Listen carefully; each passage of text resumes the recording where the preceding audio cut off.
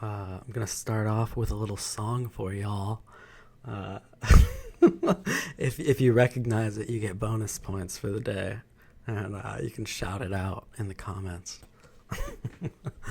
There is a jaguar outside my door, nestled and purring, waiting for more. There it is. Do you know the song? Name that song. Anyone got it? Anyone got it? All right, we'll get to that later. But today we're starting a new series, guys, and it's called Wolves in Wool Sweaters. And today we're going to be focused on talking about shills. That's what we're going to do in this series. We're going to talk about people who talk about the same sort of issues that I like to talk about on this channel, but who seem to be intentionally spreading misinformation or have nefarious goals in mind. Maybe they're just trying to make money and they don't mind spreading some nonsense in the process. Whatever it may be, if they actually seem to have ill intent, they're the type of person we're going to go after on this show. And I want to talk today about the International Tribunal for Natural Justice. And this organization came onto my radar relatively recently. A friend mentioned it to me when he heard, some of what I was doing in my research and some of the things I wanted to work to expose. And, the fact is that there is some horrible stuff going on in the world with regards to human trafficking, and particularly with children, and stuff going on with MK Ultra and human experimentation. We see people harvested for their organs in places like China, and the John of God story, if you've seen that story, it was a cult in South America, I believe, and they were farming babies. There's some really sick stuff in the world that needs to be stopped. And so let's take a look at this organization, the ITNJ, because they claim to be doing that. They claim to be an organization that's dedicated to standing up against these worst crimes, these crimes that are hard to talk about and that are just so terrible.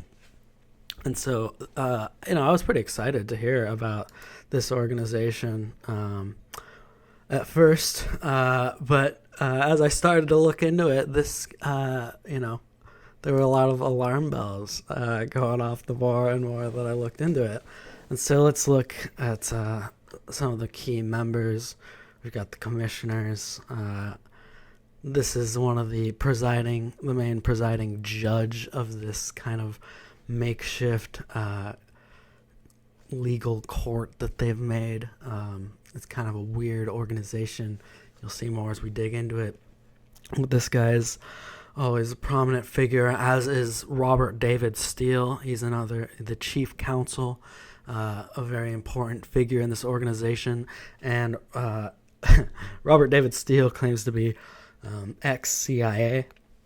And so, this is a pretty interesting organization that when you first look at it, you might think, oh, they've got a lot of pretty legitimate-looking people here. If you look over at some of the advocates, you've got like Noam Chomsky. So you've got Stephen Greer, who's talks a lot about UFO type crap. You've got some fairly notable names. I mean, Noam Chomsky.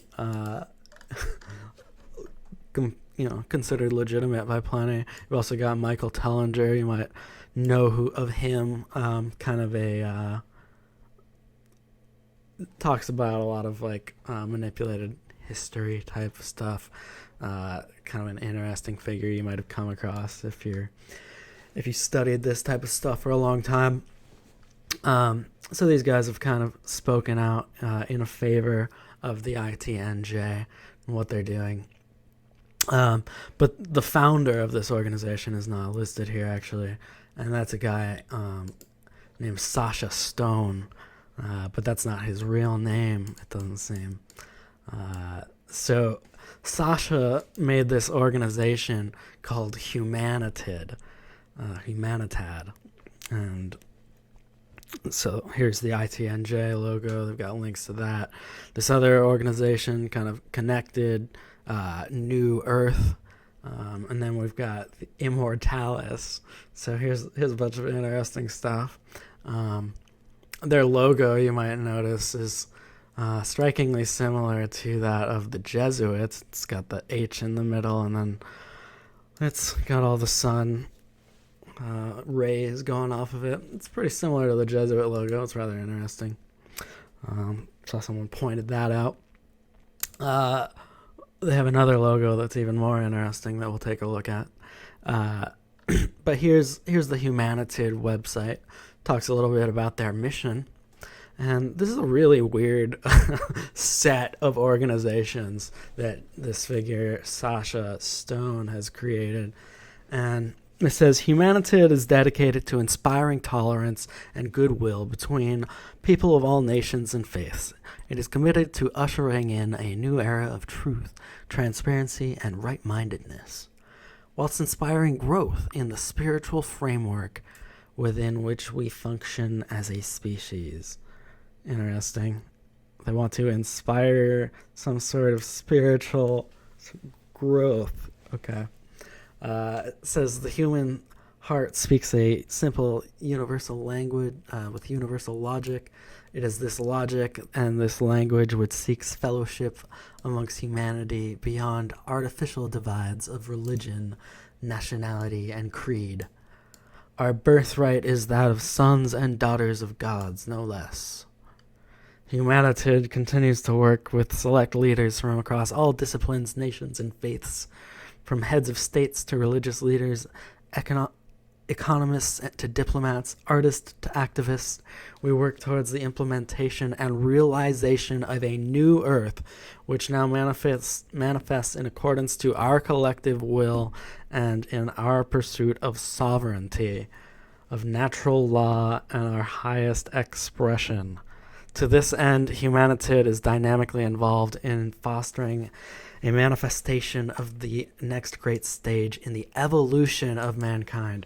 All right, so this is super weird, and all of these organizations together are really talking about guiding humanity into a new phase, a new stage of evolution for humanity.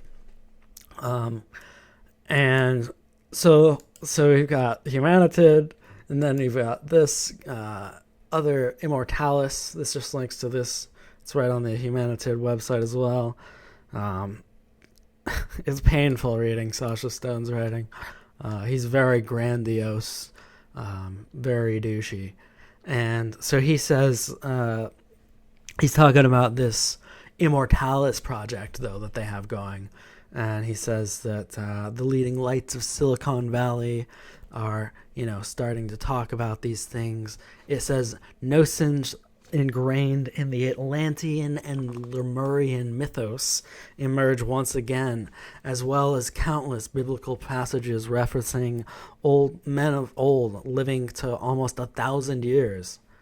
Invite us into remembering that we are still a young and stupid species, every bit as much as we prefer to imagine ourselves as brilliant and capable.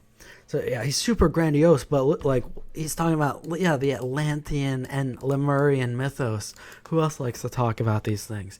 The Freemasons do, and so do the New Agers. And this guy is incredibly New Age, and as you can see, kind of like shouts out Masons and other organizations with a lot of the symbolism that he uses. And we'll continue to dig into that throughout this video. He talks, despite a mounting fervor of interest in the subject of life extension, the capacity to naturally engineer human life into its imminent perfection will likely be met with much derision and confoundedness in the coming days. Who else likes to talk about perfecting man? The Illuminists, all these cults. That's what it's all about. The alchemy, the transmutation of man and of humanity itself. Humanitad, as as higher beings. It's about evolving humanity to the next phase. So the Immortalitas Clotho protocol, as it is now coined, will be dispensed for the next 2 or 3 years, and they'll keep a look on it. So yeah, they claim to basically be working on this Immortalis like serum, which is supposed to like extend life. Hopefully, is what they're saying. So that's another thing connected to all of this. And then we have the New Earth organization. Here's Sasha Stone's profile on their website, talking a bit about what this New Earth kind of program is. It says New Earth nationals are people who choose to step out of the invisible contracts with corporate nation states and into a new covenant of fellowship amongst all mankind via a declaration of sovereignty. So they're like, sovereign citizens. They're just like, no, I declare myself a sovereign citizen of the New Earth. Your laws no longer apply to me, good sir. It's not exactly a sovereign citizen, but you've got some similar concepts here. The nation exists under its own cognizance as its own court of record, and it is backed up by its own law commission, law academy, and a growing army of law experts around the world.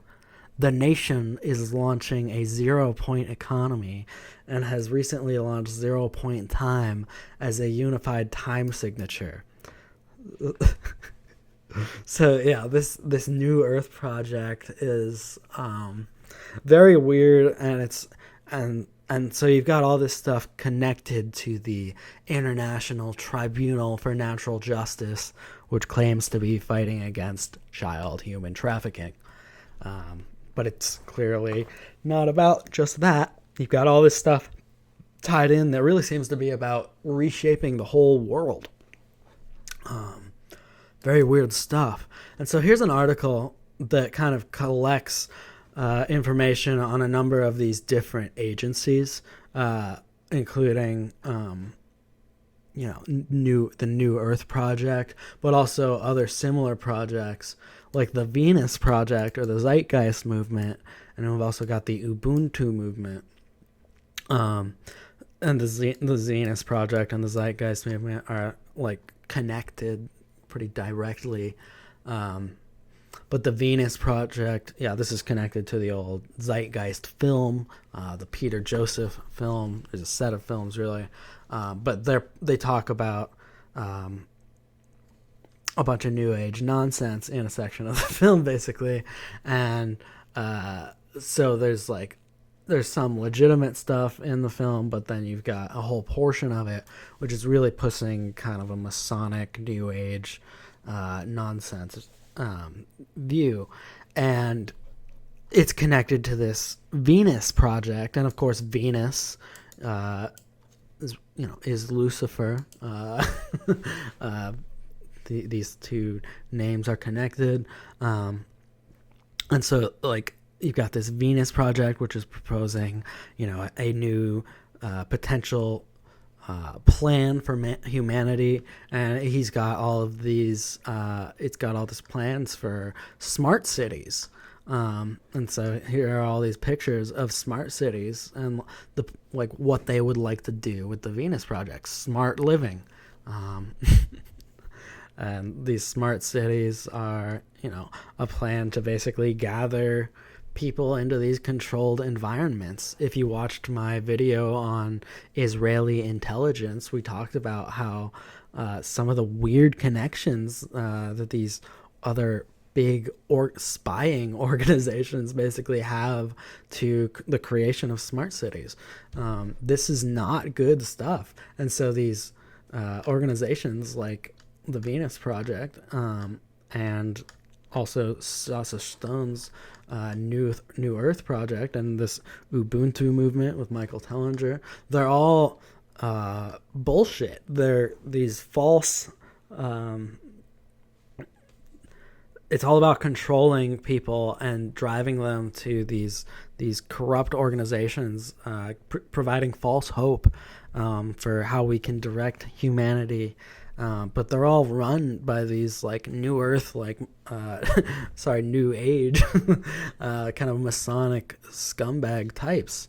And so here's this is the section talking about New Earth. So here's like a promo video that they made, which has very much the same crap. I don't even need that music. So yeah, they're proposing these like potential future habitats for humanity. It's all idealistic. They look all super nice. And then they've got some text here. Conscious communities, powered by free energy, inspired by zero-point economics, insured through full-spectrum sustainability. The New Earth Project.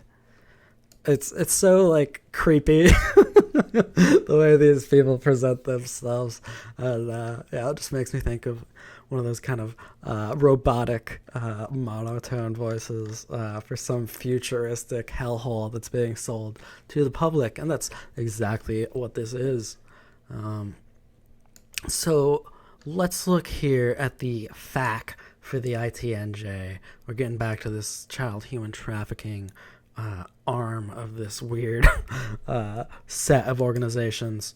And so they have this logo. We mentioned the one that looks similar to the Jesuit logo, but we also have this one with a long shaft with a pine cone and then the infinity symbol, it seems like. So what's up with that? It talks about it here. What is the symbolism of the ITNJ logo? The pinecone motif in the ITNJ's logo denotes the pineal gland of Homo sapiens. So, yeah, you often hear New Agers talking about this pineal gland stuff and how getting real into that. And so it's got that. And then it talks about how the law of legalese has been and continues to be a veiled language by design. The misuse of words equates to spellbinding.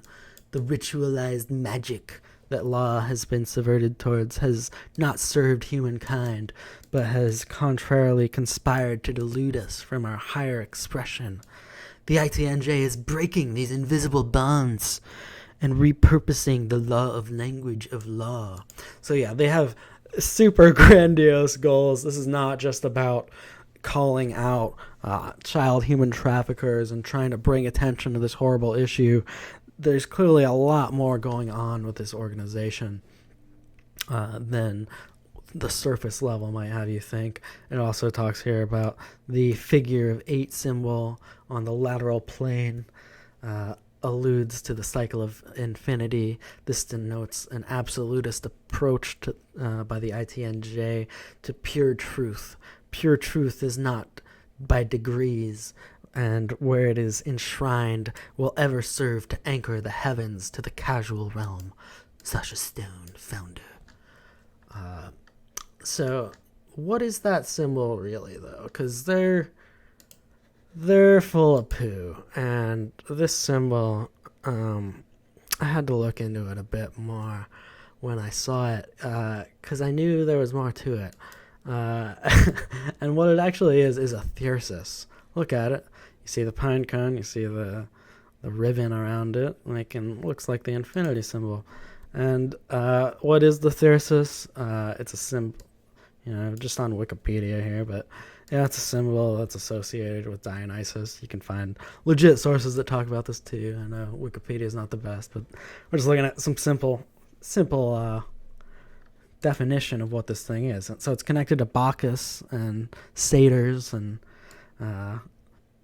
all these fertility gods, basically. And it's a symbol of fertility, of hedonism, of pleasure and enjoyment. So this is a symbol. It's a sex symbol. It's an ancient fertility symbol, and that's a pretty weird symbol to choose It's very clear that that's what that is. It's a thyrsus. Why would you use a fertility symbol for your anti-child human trafficking organization? That's a really weird choice. Um, and here's this is one of Crowley's works. It's something called the Paris Working, where Crowley was supposed to have done this ritual, this Order Templo Orientis ritual, and the higher ranks of the OTO, it's all about like sex magic. It's really degenerate. I think the 11th rank gets really into anal sex magic. And so that's what this is about. I had highlighted this, but here it is. I think, yeah, this is a line from like this occult working. It says, "While the prophet shakes the thyrsus inside the boy, everything has been done." Yeah. So that's how they refer to the thyrsus. They're just referring to it as the male sexual organ in this disgusting sexual ritual. What this represents is clear to occultists. Why is this the symbol for the ITNJ? Okay. So the ITNJ, they do get into interviewing all sorts of people, though. A big part of what they do is just bring in different people who claim to have been victims of child sexual abuse or of, tying into various aspects of the entire system of corruption that we face, basically. So you've got some, people claiming to be victims of satanic ritual abuse and things like that. You've got people, there's actually a very interesting talk by one fellow about how they harvest organs in China, which is very relevant today. So I'm not saying that everyone who testifies in front of the ITNJ is corrupt, but the ITNJ as an organization seems like it's obviously corrupt. But it seems like they're trying to lure people in to like looking like a legitimate organization, but their goal is actually to kind of control these witnesses, control the testimony as they can, maybe gather information on people. This does not seem like a legit operation. So they had Fiona Barnett testify in front of this. Fiona Barnett is one of these figures who claims to be a satanic ritual abuse victim, and she's from Australia, and so she gets into a lot of the Australian side of what's going on. I really don't have an opinion on how legitimate she is. I haven't really looked into her stuff very much, but that's the thing. Like, a lot of this stuff that we're kind of, when you're dealing with these sorts of people and these sorts of topics like satanic ritual abuse, like MK Ultra style human experimentation, these horrible crimes, the water gets super murky super quick, and it's very messy to try to sort through who is a legitimate researcher on a topic, who is a legitimate victim.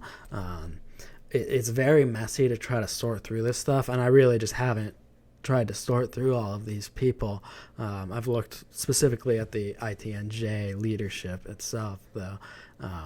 But so, yeah, they had Fiona Barnett, and she's tied up in, all the, like, drama with Isaac Cappy and a lot of the kind of very controversial folks talking about some of the sexual underground that's going on, the horrible sexual crimes. Here's a tweet from this fellow, Louder Than Love.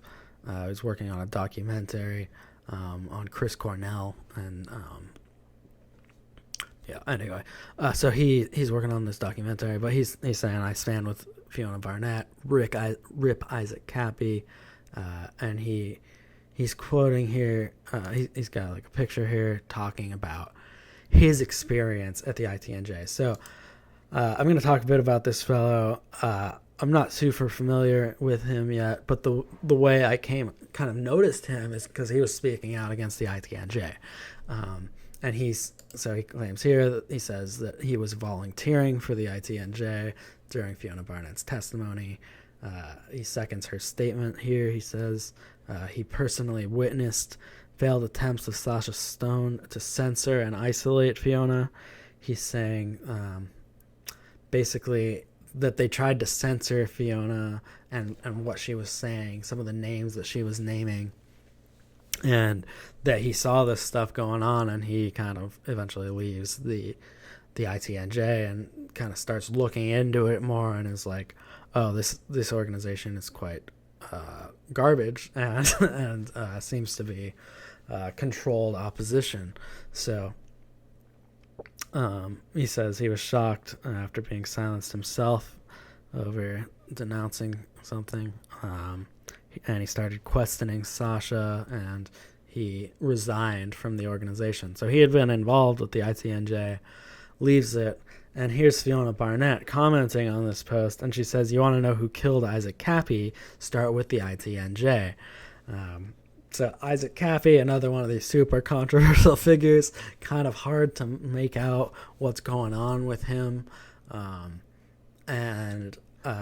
yeah, this is all tied together with all these highly controversial figures. So here is this is Fiona Barnett's website. She gives a eulogy kind of for Isaac Cappy, saying, you know, she believed that he was a victim and that he had gone through stuff, and she says she believes he became a Christian in the end, and she's glad that that happened. So she kind of gives positive words in memory of Cappy. But when you looking at like these sorts of people like Isaac Cappy, Fiona Barnett, even this Louder with Love fellow, and a lot of the people kind of involved in these conversations. You've got Steve Outram,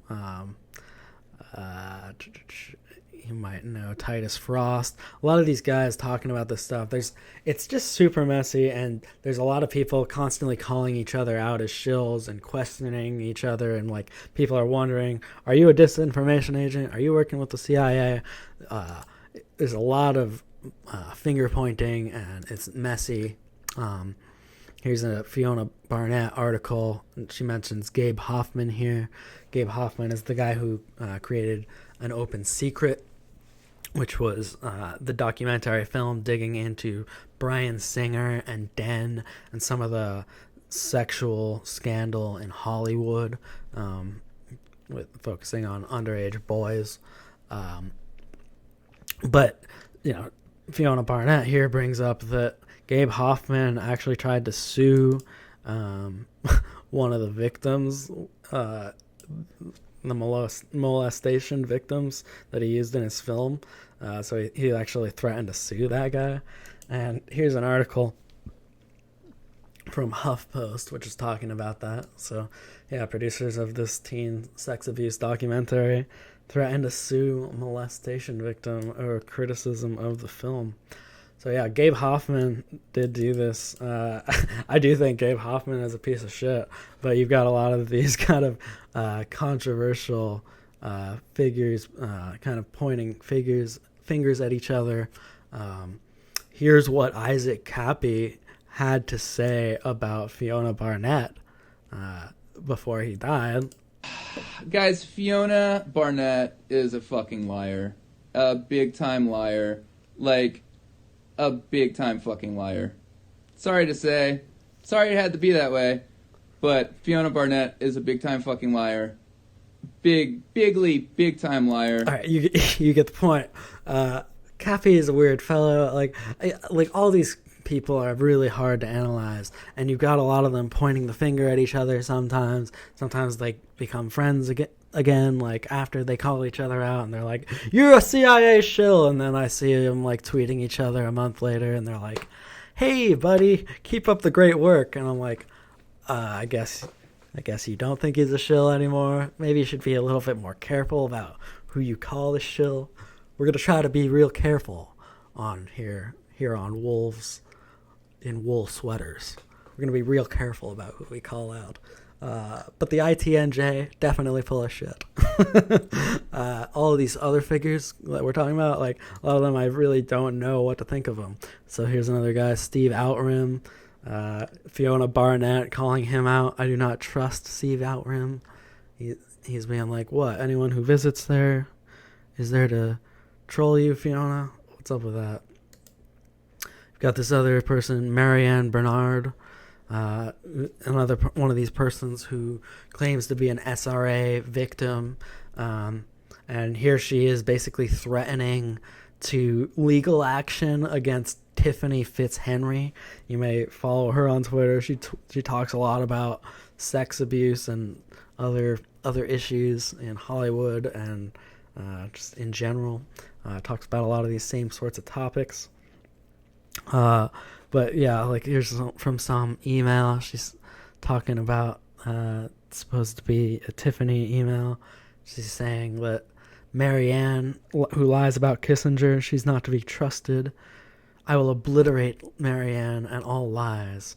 And she's saying that is a threat, and so she's going after Tiffany Fitzhenry. So yeah, this whole world is a mess. A lot of these figures, I don't know what to make of them. This world is so messy, and I think that's a big part of what the ITNJ is doing, and organizations like that. They're really just trying to create a lot of static to muddy up the waters. So those of us that want to, like, study this stuff, to expose the evils in the world, it's super difficult. It's super difficult to sort through all this stuff, to the point where I'm like, I don't even want to try. Like, but at the same time, I know that MK Ultra style projects exist. I know that there are cults that harvest organs and traffic kids. It's horrible, and we have to stand against them. But they're trying to muddy the waters, and it makes it so hard to do it. And so it's important to call out these shills when we know that they're shills, when we can prove it. So that's why I'm going after the ITNJ. And, while I was working on this, I started thinking about this old organization called Project Camelot. And I guess they're still around today, still making videos. I used to watch a lot of their stuff. They had some pretty ridiculous kind of conspiratorial interviews talking about all sorts of stuff like aliens and, anything and everything, really weird. And as you can see here, they like to use the one-eyed cat symbolism for their logo. And this is the song that I sang earlier. That's what it came from. Carrie Cassidy wrote that song for Project Camelot. So if you knew that, great work. I'm proud of you. And they used to play it before all their interviews, and it was horrible. There is a jaguar outside my door. So Project Avalon was a spin-off of Project Camelot, and they also like to use the one-eyed cat symbolism. And so it was Bill Ryan was the guy who created Project Avalon, the spin-off, and Carrie Cassidy continued to run Project Camelot. Now, I had made a post like 12 years ago or something, talking about Project Camelot and like exposing some of the stuff going on with them. There used to be like a discussion in like their forums where they were kind of like these two were bickering over like CIA ties and like people trying to infiltrate their organization. And like I can't even find that stuff anymore. I mean, these are pretty old sites and people have been doing this for a long time, but like, yeah, I can't find that old stuff. But there was like these old claims like when they split over like discussions of the CIA trying to get involved in. Anyway, I couldn't find that for you, but something I remembered. And I came across some article that like linked to my old forum post, but it was a dead link. It's funny to run across my own research like that, like my old conspiracy forum days. But so I thought of Project Camelot while working on this video, and I happened to look them up, and I found that here is Carrie Cassidy from Project Camelot with Robert David Steele, who you remember over here, the chief counsel of the ITNJ, this guy who says he's ex-CIA. So let's listen here to a very brief clip from this horribly ridiculous interview. And the bottom line is that Vietnam was created by a system of portals that had opened up in the Far East. And that was Angkor Wat was the early civilization that was taken out by a group of what are in essence spider beings, from what I understand. And that they were as big as VW bugs. I know this sounds completely outlandish. There have been several movies such as Ender's Games, the Halo series. They are prepping the young to be ready to fight both interstellar wars on other planets with these beings, as well as here on Earth. Really? Very interesting. You know, we've talked about recently in my chat with narrative spirituality, where we were talking about, you know, aliens and a lot of the propaganda going on with that, and it's about demons. It's not aliens. All this stuff with these figures like Carrie Cassidy and David Icke and people talking about the reptilians and the Greys and all these different alien races that are interacting with us. And evidently Carrie Cassidy's, you know, giant space spiders that came to invade Vietnam. This shit is not real. You know, like, if anything, it's a cover for demonic activity. It's also just throwing a lot of nonsense in the pot. So like, you know, you've got different conspiracy, you know, researchers that get led down in all these nonsense paths with new age nonsense and with alien nonsense. It's all just a bunch of bullshit. And yeah, it's you know, it's just retarded. You know, you know, you can watch this whole interview if you want. I skipped through bits of it, but you know, she talks a lot about, like, you know, these different alien races. He asks her how many alien races there are kind of out there, and she says thousands. There's thousands of alien races. Wow, thanks, Carrie Cassidy. That's amazing. Just teach me more about the world. You know everything. And he's basically just like, yeah, I believe you. You know, I know that, but I want you to just lay this out for the other people who don't know about all this. But, like, I believe you, and I believe they're, you know, sending kids to Mars. And so, what? Yeah. He also did, so Robert David Steele also did this. Yeah, moral of the story, though, Project Camelot, old school propaganda shill agency. As is Project Avalon. Anyway, so yeah, Robert David Steele also did an interview with Alex Jones. And they talked about, yeah, children being kidnapped and sent to Mars. So, yeah, he basically says that we believe that there's a colony on Mars that is populated by children who were kidnapped and sent into space on a 20-year ride, so that once they get to Mars, they have no alternative but to be slaves on the Mars colony. Steele told Jones, the founder of the controversial InfoWars website. Yeah, so this guy's, like, absolutely ridiculous. He also says, he just says a bunch of retarded crap. Clearly not a legitimate figure once you start looking into him. He looks interesting at first because he's like, I'm ex-CIA, I'm here to fight against human trafficking and all these horrible things. But then you see shit like this where he's talking about the spider bugs invading Vietnam, and you're like, oh, okay, it's another one of these, another one of these organizations. And so let's talk a little bit more about some things that this fellow brought up. This Louder Than Love documentary filmmaker, and he's gone after the ITNJ quite a bit because he said he was connected with them and kind of saw what they were doing. So he's gone after them a bit on Twitter, and he brings up these two images that are from Sasha Stone's website, where he posts some of his artwork, and it's all this like psychedelic, trippy artwork. And look over here, you got a Masonic square and compass.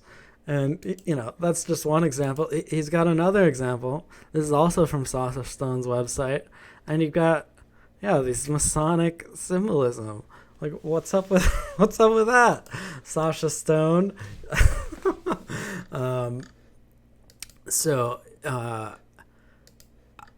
This fellow, and I saw others claiming the same thing, that Sasha Stone is actually the son of Walter Adams, who was a Rockefeller fellow. That's right. Ties to the Rockefeller family, and officer of the Order of the British Empire. So very connected fellow, and seems like he's connected to potentially the Rockefellers. And so, maybe that's why he changed his name. Interesting stuff. So, this is a podcast done by this Louder Than Love fellow. And just like in the information for this podcast, he makes some interesting claims, and you can listen to the podcast. It's free. He has it posted on Patreon, but like you can listen through this thing. Stone, Orsini, and the ITNJ. And so he brings up Ciro Orsini, who's a friend of Sasha's, and he gets into some of these connections and points out that the Orsini family of Rome, it's tied to the Orsini Rosenberg of Austria, and the Rosenberg family of Bohemia control the Rosicrucian Society, which is a high secret society of alchemists. So I don't know about like all of these claims that he's making. I haven't studied all this stuff out yet, but he claims some very interesting stuff. And so the Rosenberg family, if you look them up, this is, their sigil. They do use that Lancaster rose, which the Rosicrucians also do as well, that red rose as their symbol. And this family is definitely connected. Now, I don't know how connected they are to Rosicrucianism in particular, or to, just in general, how high up in the system they are, but they are quite connected. There's no question about that. So I looked up in Bloodlines of the Illuminati by old Fritz Springmeier. He did work looking at, some of these really powerful bloodlines that, have, throughout history, played a important role in occultism. And so he kind of gets into various families here. I don't have the right page up here, but so I looked up the Rosenberg. He does mention the Rosenberg family in here. It's not one of the key bloodlines, but it is one of the bloodlines that's connected to some of these other powerful bloodlines that he focuses on in this book. So it is a bloodline that he mentions, just not one of the key ones. But they do seem quite connected. So part of why I brought this up was not even to show you what he said about it, because he doesn't really get into them too much, but to point out where I found this. This is on CIA.gov.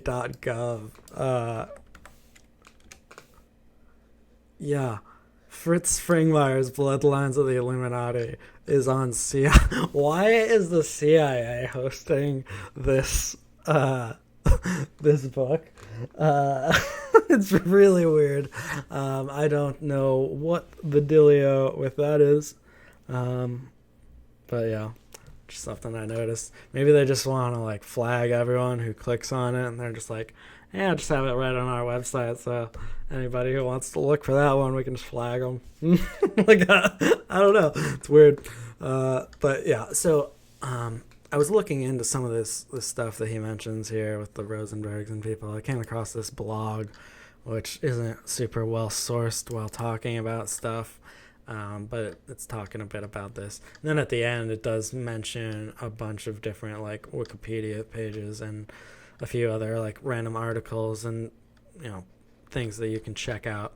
And so I was looking into some of this stuff, and one of them was this picture: Baroness Beatrice de Rothschild and her husband Pierre Rosenberg. So yeah. You got a Rothschild who married a Rosenberg here. That's okay. And where are they? They're at an art gallery exhibition featuring Picasso, Bleu et Rose. It's the blue and rose periods of Picasso's work. And so, yeah, Pablo Picasso, the famous artist, he had his blue period where a lot of his paintings focused on kind of melancholy and, sad themes and used a lot of blues. And then he had his rose period, it's called, where he used a lot of red shades, and it's a little more upbeat, lighthearted stuff comparatively, I guess. If I got that wrong, whatever. Sorry, I'm not an art historian. But anyway, so I noticed, as I scrolled down here, we've got, other photos from the event. And I noticed, I didn't even realize it was Picasso while I was looking at it, but I've noticed here, that's a naked girl. That's a naked child, it seems like. And why are all these people posing in front of pictures with naked kids? Here's another one with a naked boy standing next to a horse, and here's one with a muscular man looking at a nearly naked boy standing on a ball.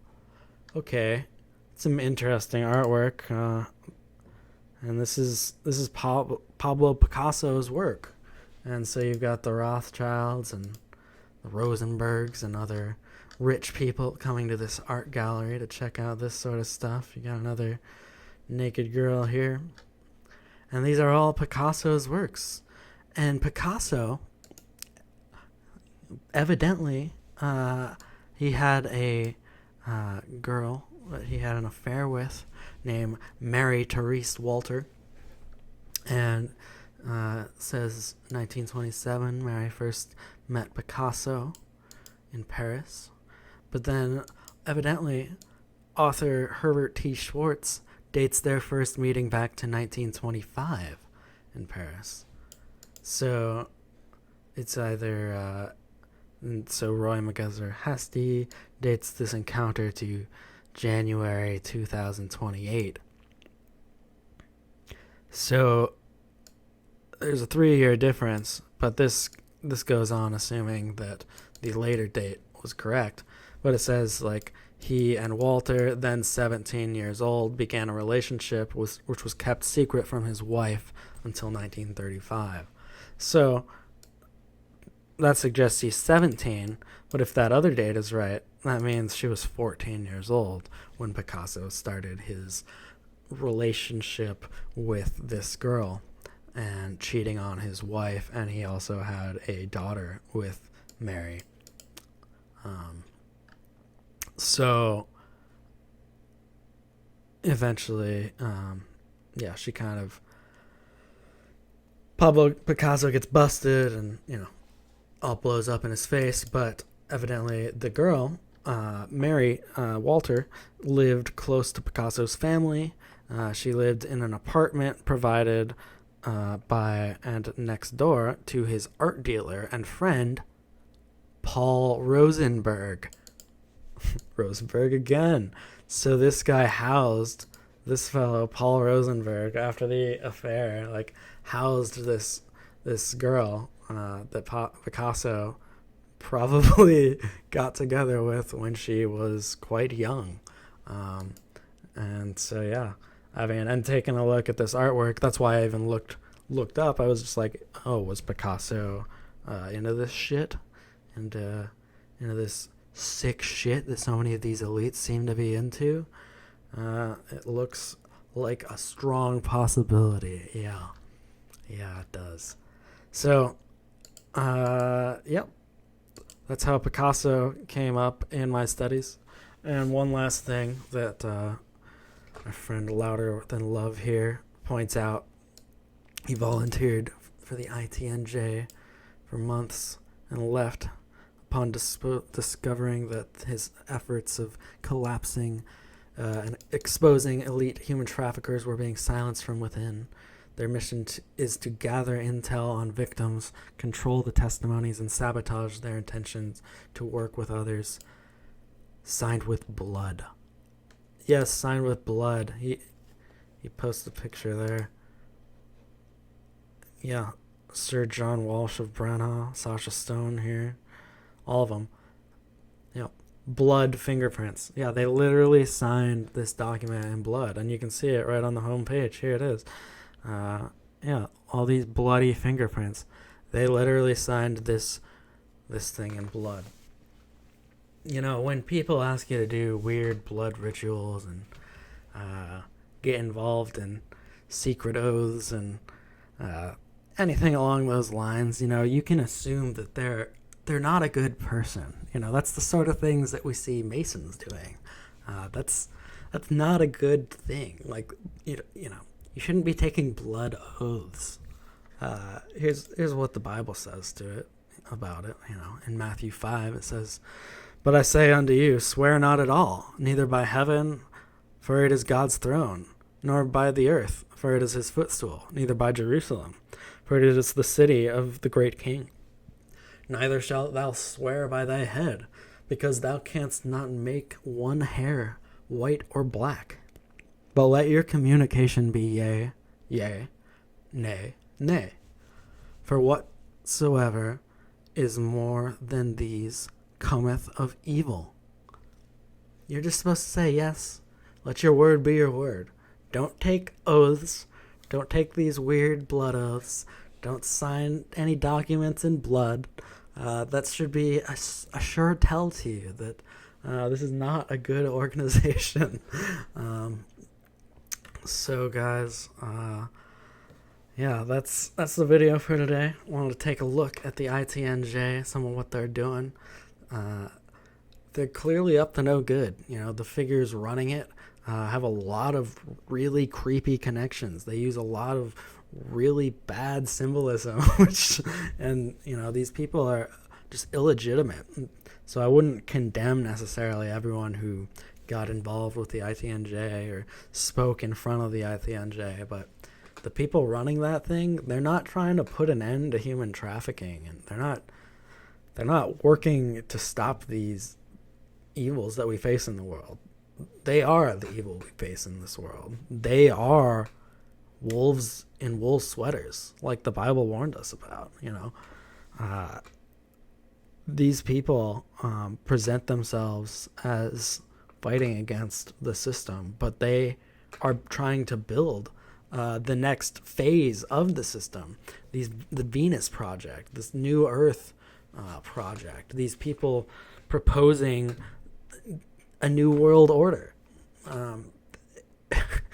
It's all bullshit. They're just, the way that these occultists work, these secret societies work, is they manipulate revolutions. And that's what they're doing with the truth community, with people trying to study all this stuff. They're always trying to control it and manipulate how people see it and how they understand it and how they decide how to respond to it. And so you've got all these organizations which propose, you know, potential solutions, but they're lies. It's false hopes, and you need to stay away from these groups and look out for them. So, Eat Poo, ITNJ, and Sasha Stone and Robert David Steele. Eat a bunch of poo. And I think I'll try to get this Louder Than Love fellow, on to talk on the channel. I think that'd be interesting to talk to him about his experience with the ITNJ and some of what he's been doing. I'm not super familiar with all his stuff, but he seems like a pretty interesting fellow. He'd be fun to talk to. So we're going to try that. And we got all sorts of stuff coming, guys. All sorts of stuff coming. Gonna continue the Masonic Foundation of America series soon here. Sorry, it's taken me a while. I've just been dealing with a lot lately, with personal life and vacations and job and all this stuff. But not ever gonna stop making this content, guys. I love doing this, so don't worry. But any support that you can give would be super helpful, because I do not have a job right now. So I'm just looking in the chats here to see if there's any questions I can answer real quick.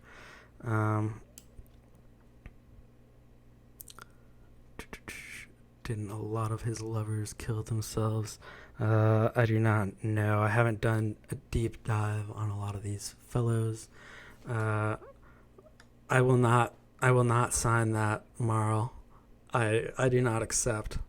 All right. Yeah, we don't have a lot of questions. So we're gonna call it a day, guys. It's been fun chatting with y'all, and I hope y'all have a great day, and we'll see you next time. All right. Bye-bye.